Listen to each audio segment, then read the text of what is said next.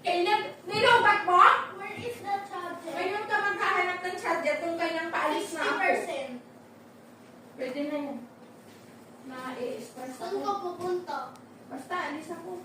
Papahinga muna si mama.